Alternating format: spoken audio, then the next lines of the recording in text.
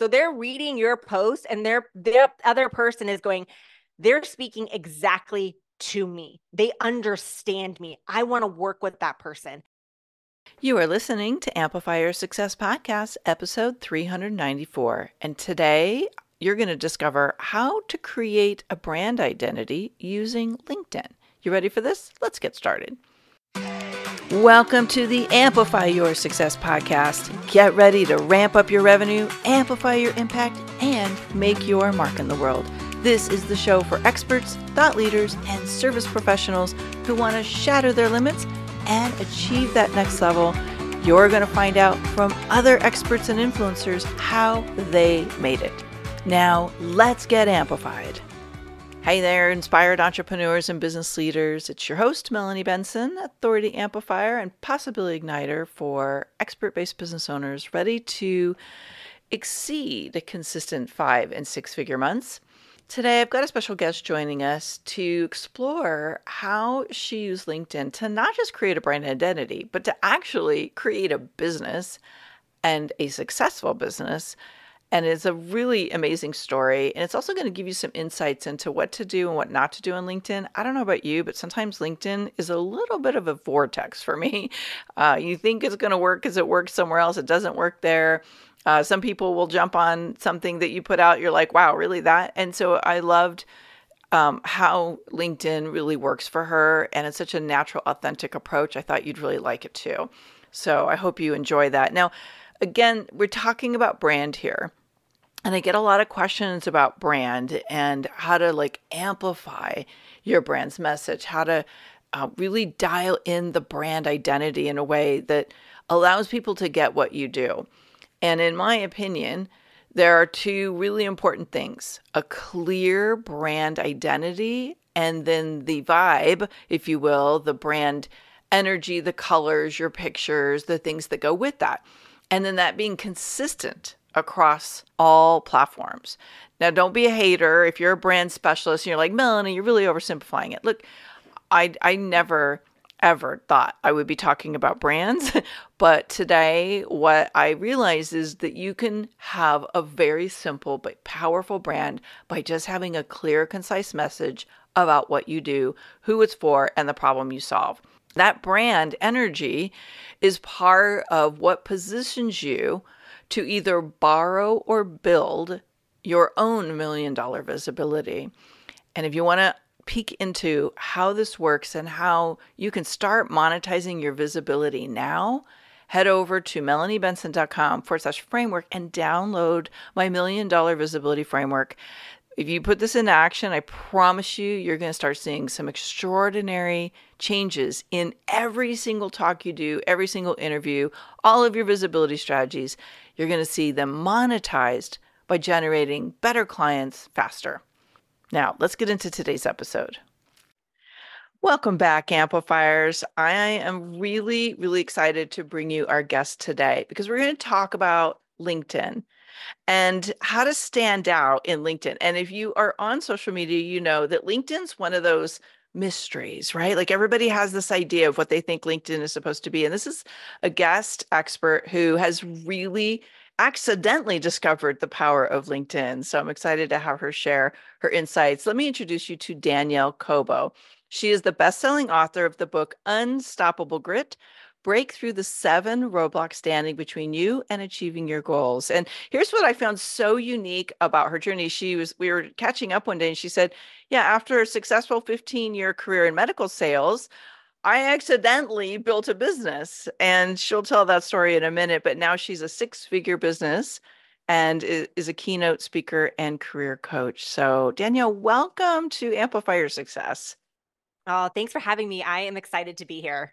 Yeah, I'm excited. This conversation been a long time coming, and you got some real amazing things to share with us today. So let's just start. I don't normally start with backstories, but your story is so it's almost a little crazy how accidental your path to becoming a business owner and entrepreneur was. So maybe drop us into how you got to be an entrepreneur. It's interesting because my husband was an entrepreneur when we first got together, and I was always say I would never want to be an entrepreneur. Like it just, I knew early on in my life that I wanted to be in medical sales. My mom was in medical sales, and that was the path that I had chosen. And it was interesting because in 2020, like many of us, the world had really shifted, our lives had shifted. And I found myself, the company that I was with had been acquired by a larger organization. The culture had shifted. It became a toxic work environment. So I left the company. And the reason why I say I became an accidental entrepreneur is because my intention of going on LinkedIn was to find a job. I knew that I hadn't been active on LinkedIn in a long time unless I was recruiting for new positions on my team. I really hadn't taken the time to develop my own brand. And so I knew this was the time, if I'm going to be looking for a job, to develop my brand on LinkedIn. And so I updated my profile. And I noticed at the time in 2020, there was so many people were feeling discouraged. They were frustrated with the job market. There was a lot of people that were lost and didn't know what they wanted to do. And so I just started posting inspiring posts. And honestly, I really needed it because I was discouraged as a job seeker. I was overqualified for most of the positions that I was applying to, mainly because I had leadership experience and I was applying to individual contributor roles because I didn't want to travel on the road anymore. And so I started to post inspirational posts, and then I started to post um, insights into what it's like being a hiring manager and helping job seekers. And my following started to grow. People started to comment on my posts. People started to reach out to me. I really enjoyed your post. And then people started to reach out to me for career coaching. And I was like, what is, first off, they want to say, can I hire you as a career coach? I'm like, well, what is a career coach? I didn't even know what that was. And it ended up being that people wanted to hire me to help with writing their resume, optimizing their LinkedIn profile, and then interview coaching. And so I started to do this business. I started to be like, well, I'm going to look for a job, but I'll also do this on the side just to get some revenue into my household. And it started to take off and it started to grow. And I'm now 4 years into doing this, and I've grown my community on LinkedIn from 2,500 to 28,000. And there's kind of three areas that I focus on. I either help people get a job, get promoted, either increase their sales, or they're transferring out of corporate and they want to build an impactful and profitable coaching or speaking business. And all of my leads have organically come from LinkedIn. I don't do any advertising. So it's all through LinkedIn and it's all through referrals. Mm. I heard you share that with me the first time, and I went, wow, that's impressive. First of all, to me, LinkedIn has been mysterious, right? And the things that you think might work on LinkedIn, I know how it works for me, which is a little different than how it works for you. But what you have stumbled into is this unique formula of crafting posts that are really getting traction. Because I'm sure. So let's back up for a second. You just shared that you went from like 2,500 to, I think you said 28,000, if I got that right. Mm-hmm. What do you think contributed to that growth of your LinkedIn connections? I went in it with the intention. I think a lot of it comes from the intention that I went into it, which Mm. was to inspire, empower, and add value. I don't sell on LinkedIn. So a lot of times people will even reach out to me and be like, well, what do you do? They don't even know what I do. They just see me showing up on LinkedIn and like offering advice. And then they check out my profile and they go, oh, I didn't know she does career and business coaching. Like, oh, maybe I'll reach out to her. A lot of times the first thing that people ask me is, do you do this? And it's because my posts are not salesy. It's very insightful, informative, and inspiring. Yes, it is. I would have to agree with that. And some of your posts, I'm like, wow, that was just it was exactly what I wanted to hear that day, or I needed to kind of have that thought in my head. And you do a great job of that. So you were consistently and routinely sharing inspiring, informational, insightful content. And that really helped you stand out. Now, have you been really selective about who you build a connection with, or have you kind of opened it up to a broader audience and said, "Hey, whoever wants to connect, we'll connect here"? Well, so in the beginning, I was just kind of sharing information and I was strategically connecting with people in my industry and recruiters in my industry. So Mhm. that was really the area that I was connecting with people. It's since grown since then, since my business has is um, started to kind of tap into different industries, now into the speaking industry. But it is pretty, most of my connections come from the industry that I worked in, or they're in the speaking industry, which is what I'm currently in now. Mhm. Yeah. So I think between the time you started this and where we are today in LinkedIn, a lot of things have probably changed. A lot of their algorithm formulas are shifting. And I would have to say LinkedIn is a pretty saturated market. And actually, I think a lot of people maybe still believe that LinkedIn is just for getting a career. But I think you're seeing something else happen there, right? Absolutely. I mean, LinkedIn started as a platform for job seekers. That's really where it started. Hmm. And it has evolved so much since then. I mean, you look at LinkedIn now, and if you're a LinkedIn premium member, you have access to thousands of LinkedIn learning courses to up level your skill sets. A lot of businesses, that's how businesses are using Sales Navigator to generate leads and to connect with strategic people within their industries.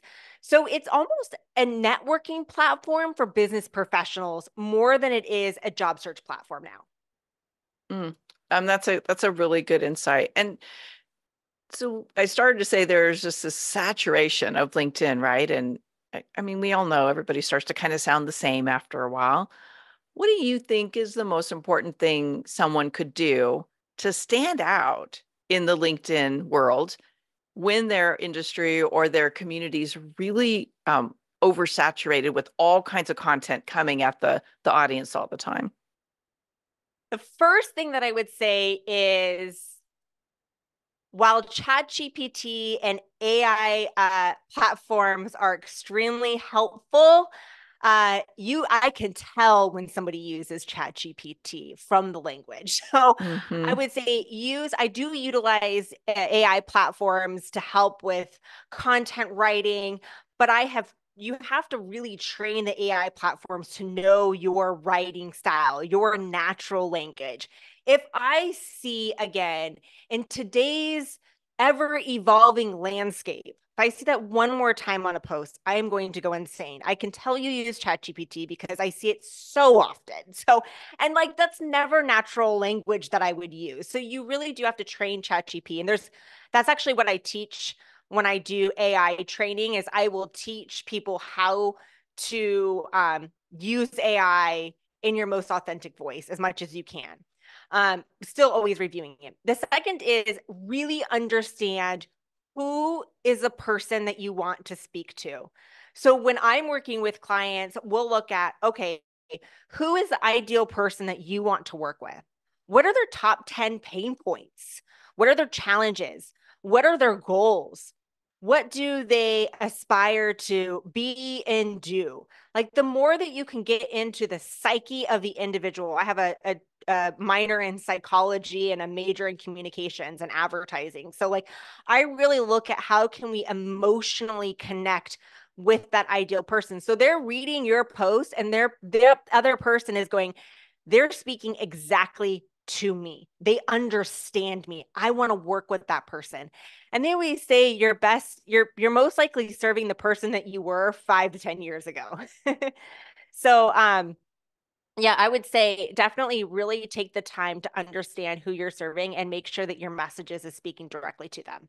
Mm. Yeah, I think that's a misstep for a lot of people. They kind of do the spray and pray, like speak to everybody, and so you end up really being irrelevant to everybody because nobody really hears themselves in your content or even in your profile. And, let's talk about profiles for a minute. I see a lot of different styles of how people do their profiles.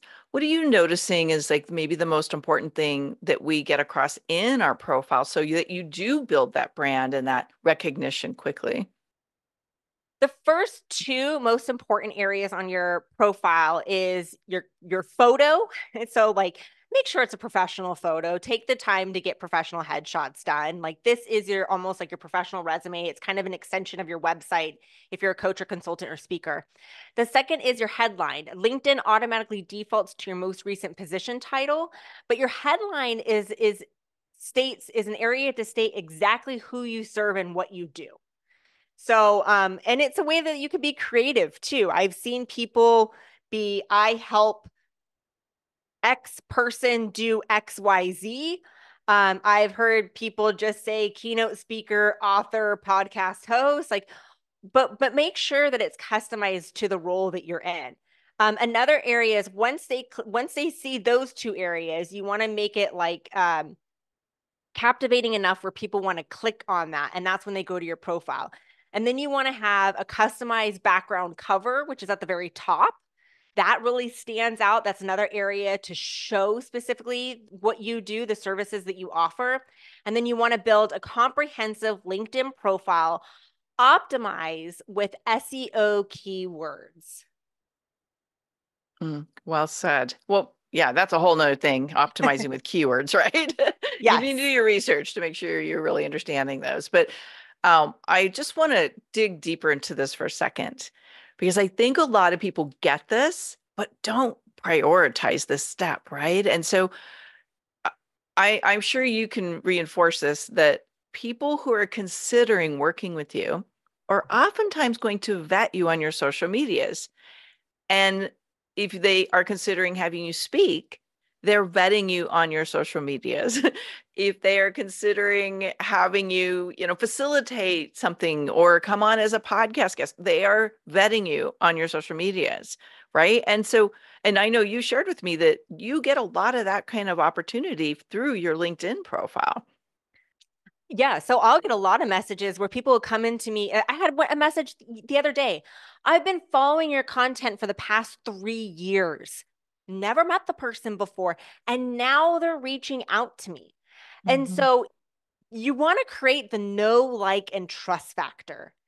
And that's by showing up and serving others, having them get to know you on a personal level. And that's why I also say, too, when you're posting content, you want to have a mixture of content that's insightful and advice, and some content that's like vulnerable and a peek into your life and who you are and isn't always such is so business related. Who I want authenticity is how we are as a whole person. I'm not different at business than I am at home or home at business. Like you're going to get both of that because that's just who I am in general as a person. And it's important that you share some of those messages on LinkedIn. Let people get to know who you are, not just what you do. I love that distinction. Let people know who you are, not just what you do. And authenticity is kind of like the new brand energy, if you will. And I think in this climate where there's a lot of distrust and there's been a lot of maybe misalignment between somebody choosing their mentor or their coach and what they've seen online, like the more authentic and the more you keep that congruence between the real you that's not on social media and your social media, the more trust, the more credibility, the more authority I believe we establish with our audience. Absolutely. Yeah. Just kind of wrap back around to that idea of people are vetting you online. What I want to bring home is you need to make sure there's congruence Mm. between your different platforms and your brand. And if you've not been prioritizing LinkedIn, and maybe you can speak to this a little bit, Danielle, LinkedIn comes up very high on search engines. So if your profile is on LinkedIn and it's not optimized, you may be sending mixed brand messages to people considering bringing you in to do work with them. Yeah. So if you look at if you were to, let's say, search somebody's name, like if you were to search my name, Danielle Cobo on Google, my LinkedIn profile would probably come up as the top versus my website because Mhm. LinkedIn has such high SEO built into the site. In addition, if I were to write an article, if you were to search an article on marketing initiatives in a particular industry, you'll often find that some of the top searches that come up are people who have written newsletters on LinkedIn. And so, another way that you can utilize LinkedIn and to drive SEO for your name in itself is anytime that you post a blog on your website, copy and paste that blog and create it into a newsletter on LinkedIn as well, because that's probably going to come up when you Google your name or a particular topic more than your website would. Yeah, well said. Thank you. Okay, I got to ask, because LinkedIn is so unique and it operates differently, and there's a different kind of culture, if you will, on LinkedIn. What are some common mistakes you see coaches, trainers, consultants making on LinkedIn that might be working against them and doing them a disfavor in terms of standing out? I see a lot of coaches and consultants not invest time in LinkedIn. So you look at their Instagram page and they're pouring so much time and energy into their Instagram page.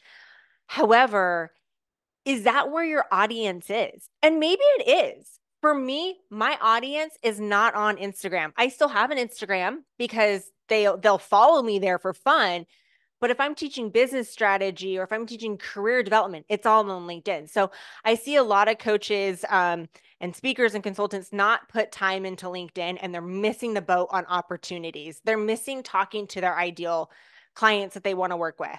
The other one is I see people that are uh, they will be too salesy.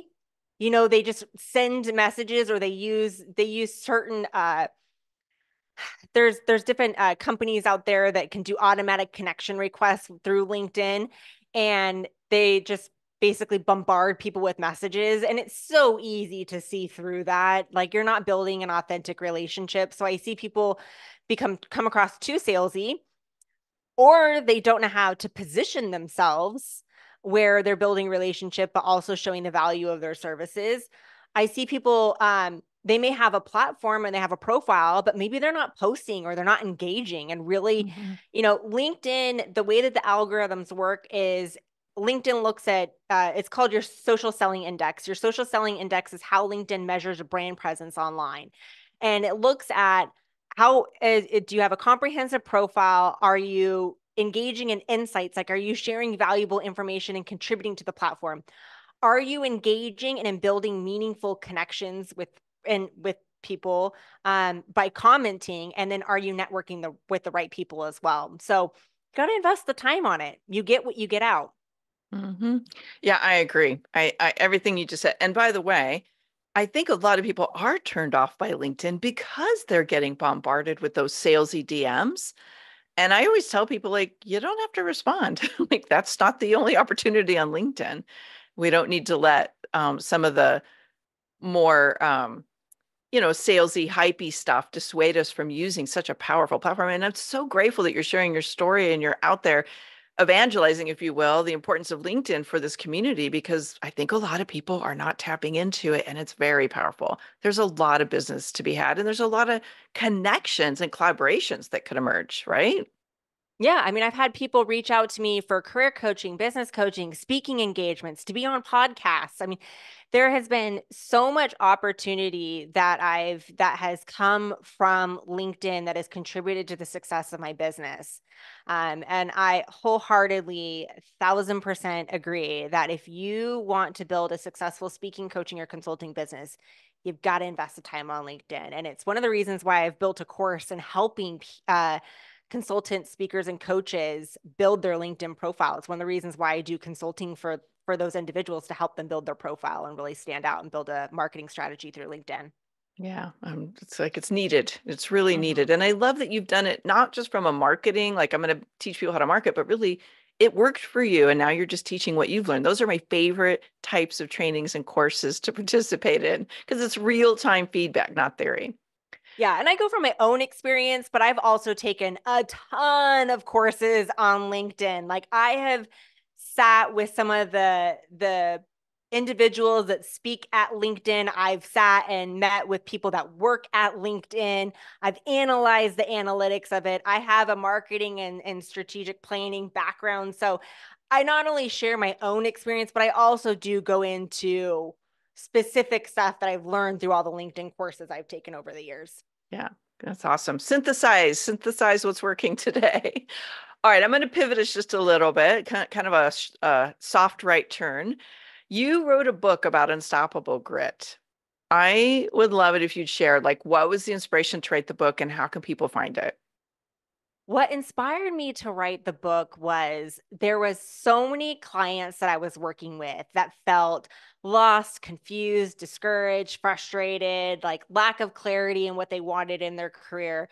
And they just felt like I just kept hearing the same stuff. Like, I just want clarity. I just want clarity. Or I'm so overwhelmed and I'm so stressed out at work. And so I was like, you know what? There's these common roadblocks that I often find that people are running into that are preventing them from achieving their goals or for having clarity in what they want in their career. And so my goal in writing the book was to help people get super clear in what they wanted in their career, to help to redefine what success looks like to them, not what society says, not what they see on social media. Like, what does success mean to them? And then also um, provide and overcome and recover from burnout, because that is, we live in a hustle type culture, hustle type mentality. And like, how can you build a successful career without burning yourself out?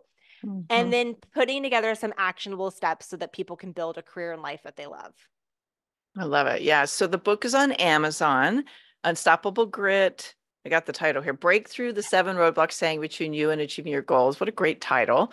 I will link it up in the show notes for you, my friend, as you're listening in, because I know sometimes there's a lot of books that come up that look similar. So we'll get it linked up just so you know what it is. And I highly recommend you download the book. It's on you can get a Kindle version, you can get a paperback version, you can get all the versions. So Including that audio. I narrated the audio myself. Oh, how cool. Okay, that's awesome. I love audiobooks. Those are my favorite these days. Okay, so go get the book. Now let's just get to know you a little bit better behind the curtain, the woman and the decisions that led to where she's at today. I am always so curious with my guests what the boldest thing you did that ended up amplifying the success of this business you're in today. Ooh, the boldest thing that I did.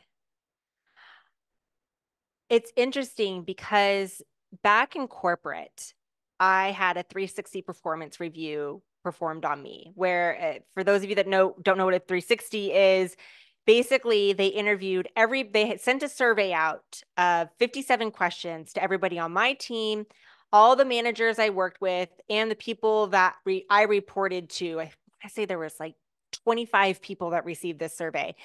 And it was all these questions about me and my leadership style. And some of the feedback that came up was not authentic and not a risk taker, Interesting. which looking back, I'm not too surprised. I was actually a pretty guarded person. I wasn't very vulnerable with people. So I believe that today what I found is I have become, I have been become very vulnerable in like some of the content that I share on LinkedIn and in my book.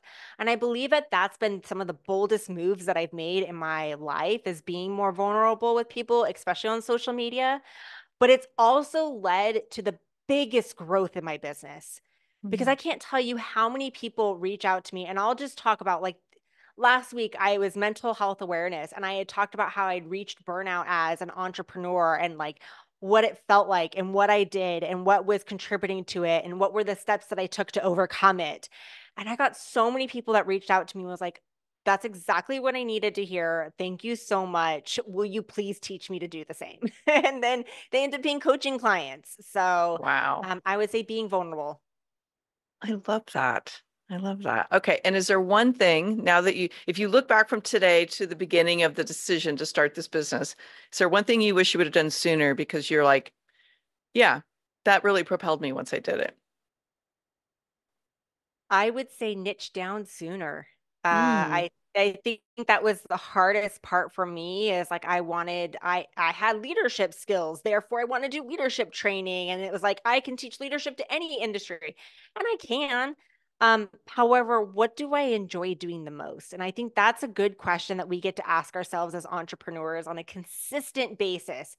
Like really almost when I was a manager, I would always ask myself every year, would I rehire this person if given the opportunity? People on my team. And so, as an entrepreneur, you get to ask yourself, would I bring on this service again if given the opportunity? And if you're like, no, it's not really I don't really enjoy doing that particular service, then like move it away and spend more energy on the services that you do want to, or spend more time on the particular clients that you do want to work with. Because when you do niche down and you really get crystal clear on who you want to serve, not only are you better able to serve them because you really become an expert in that area, you also are more fulfilled, enjoy your job more. I love it. Well said. Oh, this is fire, Danielle, fire. I'm inspired to go get better at LinkedIn from this conversation. As you're listening in, are you inspired to get better at LinkedIn? I want to hear from you. I know Danielle would love to hear from you. Go pop onto LinkedIn. LinkedIn. If we're not connected there, friend request me or connection request me, whatever the LinkedIn thing is. Danielle, if you would like that as well, let us know. But give us a Yes. little shout out. Share the episode. Drop into the chat underneath the episode going live and just let us know, like, what was the aha moment for you today and what are you going to take action on? I love when I hear from people. Danielle, thank you so much for today. Thank you for bringing your wisdom and your knowledge and your experience and inspiring us, which is what you do so well. And again, friends, go get a copy of Danielle's book, Unstoppable Grit, on Amazon. Thank you, Danielle. Thank you. Thanks for tuning in today, Amplifier. Be sure to join us right now in the Amplify Your Authority community at authorityamplifiers.com, and I'll share my 7 proven tips to be a highly paid expert that stands out in a crowded market. Plus, we're going to keep this conversation going, and I want to hear from you how you're going to amplify your authority and make a greater impact. Before you go, please take a minute to give our show and our guests some love over on your favorite podcasting platform. Subscribe, rate, and review.